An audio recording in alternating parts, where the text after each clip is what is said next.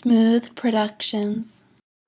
Finally retired and out of the National Guard, or what was your first steps after that? My first, let me just back up and kind of tell the story about when I left company command, and I decided I wanted to get out, which would have been in 2004. I wrote my letter of resignation to resign my commission and be taken off of the rolls. I was denied, and what they did instead was put me in this thing called the inactive National Guard, which meant I was granted a year as I didn't have to report once a month for a drill weekend. I didn't have to do annual training in the summertime. I had to show up one day in uniform to be counted, and then off I went. When that year was up, they asked me to come back. I declined, and I submitted another letter of resignation. They put me back into the inactive National Guard, and I waited, and I waited, and I waited, and I waited. And I didn't hear anything until one day I get a phone call from a guy who was in Guantanamo with me, and he's like, "You're AWOL." What are you talking about? I'm AWOL. I haven't worn a uniform in 2 years. So turns out I had to make a drive and go show up and talk to the personnel officers. And I was like, I'm done. I'm not doing this anymore. And they sent me home, and they, finally, several months later, I got a letter in the mail saying that, my commission or my resignation letter had been accepted. So that was a freeing part, because I had moved back home to my hometown where my family is, and I love my family, don't get me wrong, but I had changed so much, I felt very alien there in this very familiar environment, and that was difficult. And what I really wanted to do was to go somewhere else, to move to another city. I had the opportunity when a girl I was dating, got transferred to Charlotte and asked me to come with her, which I wasn't able to do on my own. I didn't have the financial means to pay for the expense of a move and to pay multiple deposits to get a place to live without a job, and then be able to live until I could find a job. So that was the opportunity for me to latch on to her and get drugged down here on her dime.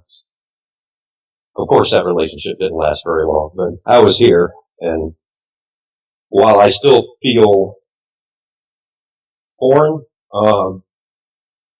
being outside of the military and among civilians, I felt foreign in an unfamiliar place.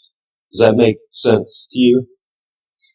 Yes, you were trying to fit in a new place, in a new environment, without really knowing anyone at all. Yes. Yeah, for a fresh start. No one in Charlotte knew me. I didn't have a friend in the world down here. And I'm happy I did it. I've been here 10 years now. But the upside to it, that was when I eventually attempted to get treatment and get entered into the VA system. I was in a different state. For some reason, VA works differently in different states.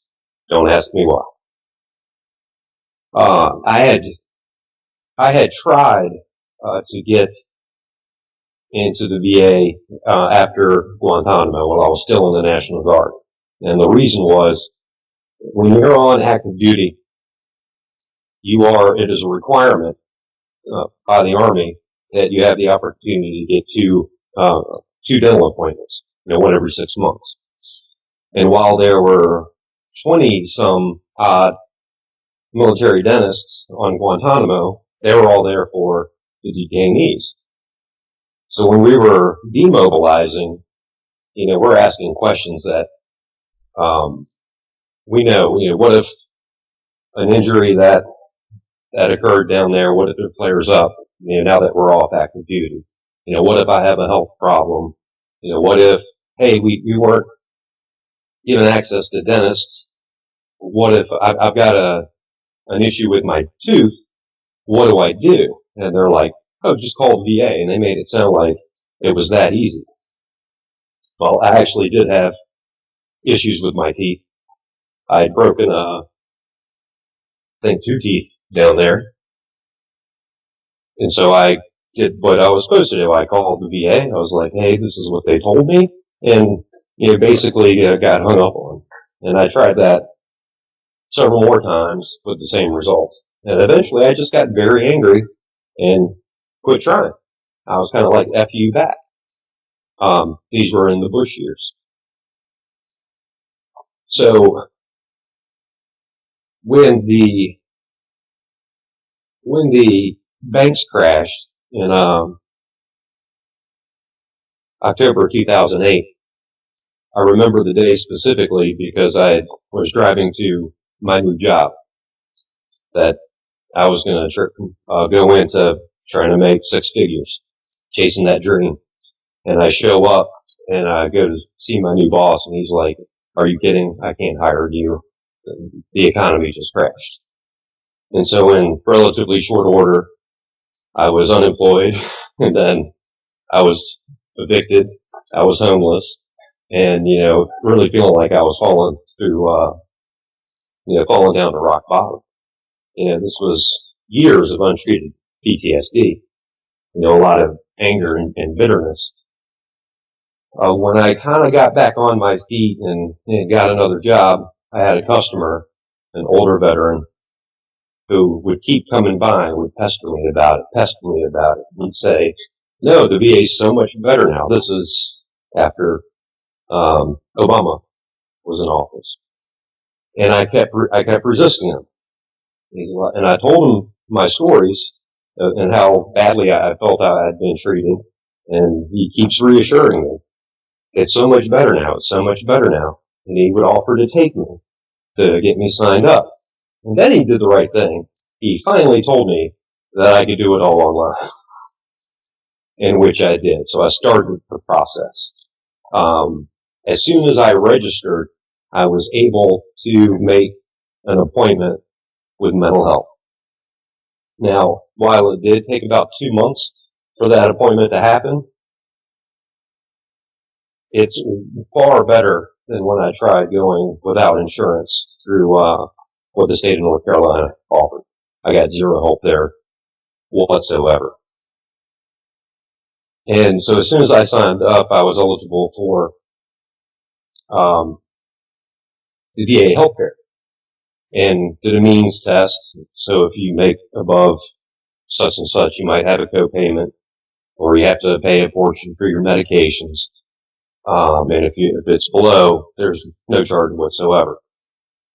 So in short order, I had an appointment with a psychiatrist. She had written some medications.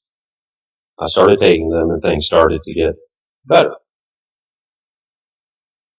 Eventually, I rolled into also seeing a therapist.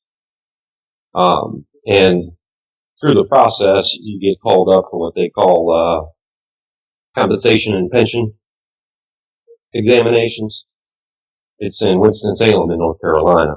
So if you have a claim for disability going, there's that middle stop where you have to show up and you're poked, prodded, et cetera, fill out all this paperwork, especially for the mental health stuff. And then you do the appointment, you go home, you wait. It took almost 2 years on the spot for my rating to come in once I started the initial claim. And they rated me at 90% disabled right off the bat. But the good news was, I could still work. I was getting they were starting my pension, and I had full VA health care coverage, for the rest of my life, with access to get physicals and everything else that I needed. So once you get into the system works. The trouble is it's hard to get into the system, especially if you already have a bad taste in your mouth for it. You don't have someone encouraging you to do it or to help you along. It can be, as a veteran with untreated PTSD, you feel very alone in a very scary world nearly all the time.